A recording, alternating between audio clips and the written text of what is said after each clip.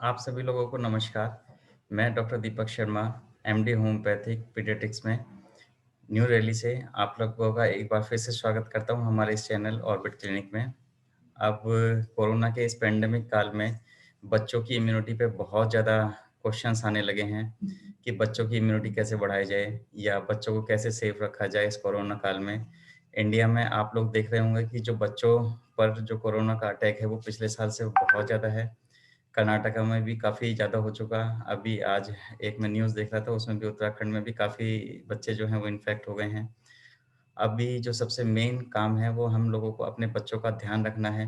हालाँकि ध्यान रखने का मतलब ये नहीं होता कि हम उनको सिर्फ़ घर में रख कर के और उन पर बाकी चीज़ों पर ध्यान ना दें। बहुत सारी ऐसी बातें हैं जिन पे आपको बहुत गौर करना चाहिए।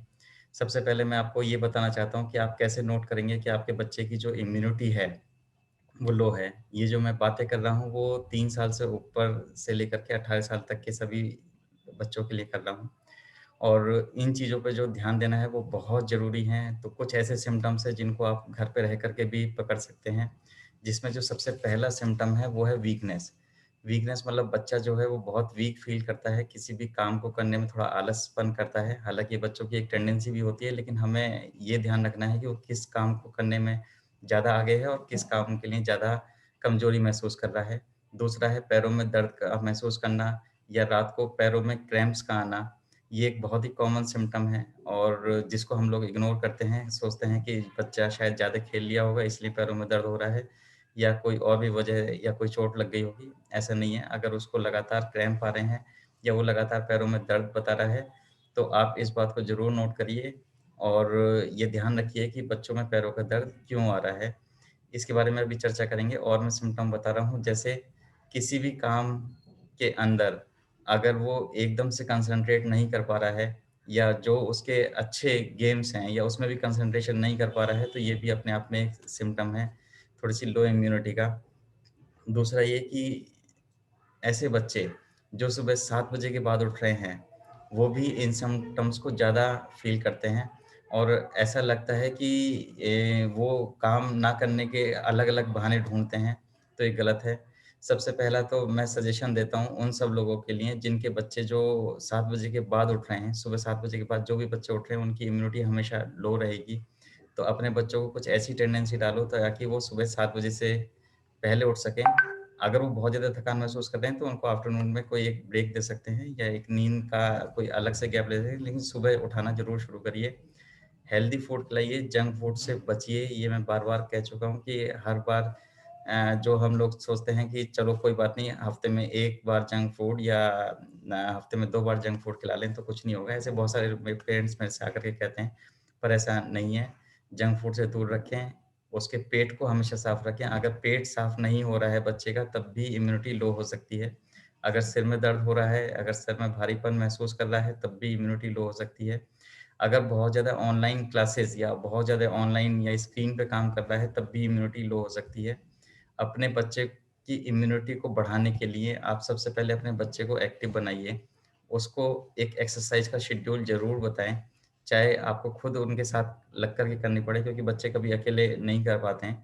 तो हमेशा उनके साथ लगिए, सुबह 7 बजे से पहले उठिए और अपनी एक्सरसाइज़ अपने आप को भी और अपने बच्चे को भी एक्सरसाइज़ का एक शेड्यूल दीजिए। ऐसी बहुत सारी मेडिसिन्स अवेलेबल हैं जो बच्चों की इम्यूनिटी बढ़ाती हैं, लेकिन बिना किसी भी डॉक्टर की कंसल्टेशन के आप प्लीज़ अपने आप या किसी भी सोशल मीडिया के थ्रू परचेज़ की हुई मेडिसिन को बिना डॉक्टर की सलाह के ना दें, क्योंकि डॉक्टर की सलाह बहुत ज़रूरी है। डॉक्टर ही डिसाइड करेगा कि आखिर इम्यूनिटी जो लो आई है, वो किस वजह से आई है।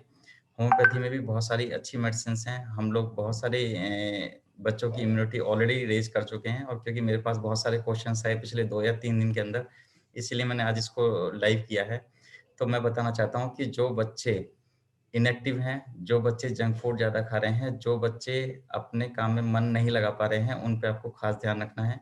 अगर उनको फिर से रिपीट करता हूँ, सिर में दर्द या भारीपन है या उनको पैरों में दर्द है या उनका पेट ठीक नहीं रह रहा है, तो अपने डॉक्टर से ज़रूर कंसल्ट करिए। और ये मत सोचिए कि आपका बच्चा जो है सिर्फ़ किसी एक पर्टिकुलर मेडिसिन को खा कर के या किसी भी एक पर्टिकुलर चीज़ को करके वो एक्टिव रहेगा या उसकी इम्यूनिटी सेफ रहेगी। इन सब के अलावा आपको अपने बच्चे को सावधान रखना है, बार-बार हैंड वॉश की आदत डलवानी है और दूसरा अगर बहुत ज़रूरी है तभी बाहर लेके जाना है, वरना बाहर ले जाने की अभी कोई आवश्यकता नहीं है क्योंकि अभी भी माहौल बहुत अच्छा नहीं है।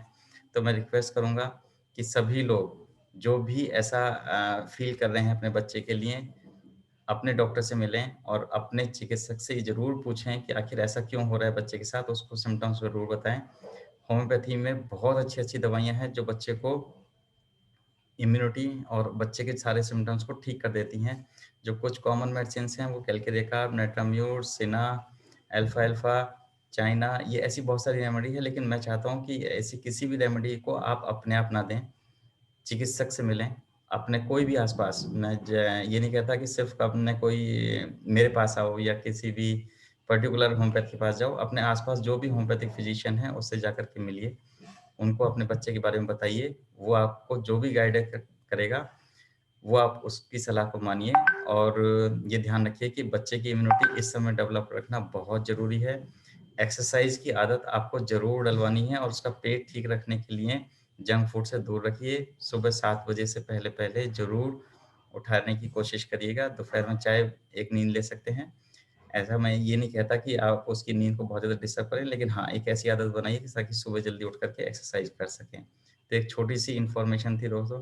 अगर और भी कोई आपको जानकारी चाहिए तो मुझे कमेंट बॉक्स में लिख सकते हैं या हमारे चैनल पर जाकर के लिंक बॉक्स में डिस्क्रिप्शन बॉक्स में भी कुछ चीज़ें देख सकते हैं। बहुत-बहुत धन्यवाद। आप सभी लोगों का नमस्कार। आपका दिन शुभ हो।